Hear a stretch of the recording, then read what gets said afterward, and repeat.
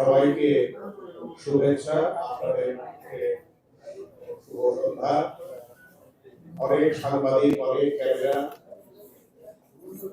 এখন চলচ্চিত্রের বিজ্ঞাপন এইভাবেই হয়।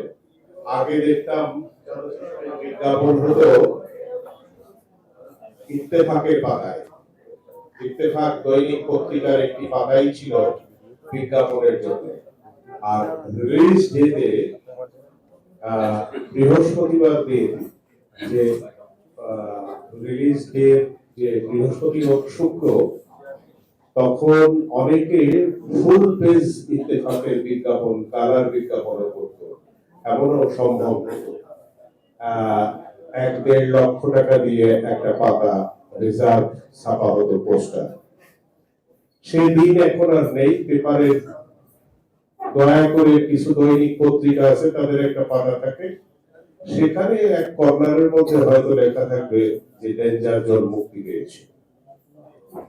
আর টেলিভিশনের কোন টেলিভিশন কোম্পানি হয়তো তার ইন্টারভিউ নেবে, নিয়ে তারা একটু প্রচার করবে। আর সমস্ত প্রচার আপনারা যারা সামনে বসে আছেন, ক্যামেরা চালাচ্ছেন, আপনাদের হাতেই সমস্ত প্রচার। আপনারাই জানিয়ে দেবেন কবে ছবিটি মুক্তি পাচ্ছে। এবং আমি যা বুঝতে পেরেছি, আমি ছবিটি দেখিনি, সানি যেটা বললো যে তার অনেক কষ্ট হয়েছে এবং ভিএফএক্স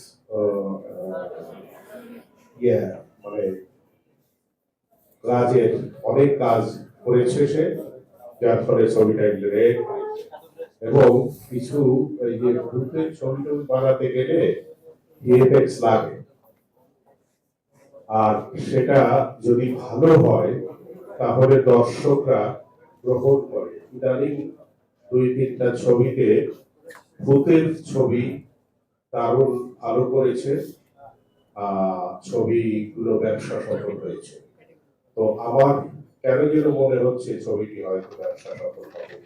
যদিও ছবি এখন সিনেমা হল নেই, আগে 100-150 হলে সিনেমা একাধারে মুক্তি পেত, কিংবা 50-60টা হলে মুক্তি পেত, সেইটা পাবে না।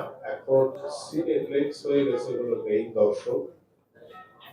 সিনেপ্লেক্স পেয়েছে কিনা আমি জানি না, তবে এফডিসির ছবি সাধারণত সিনেপ্লেক্স পায় না, তারপরও হয়তো পেয়েছে।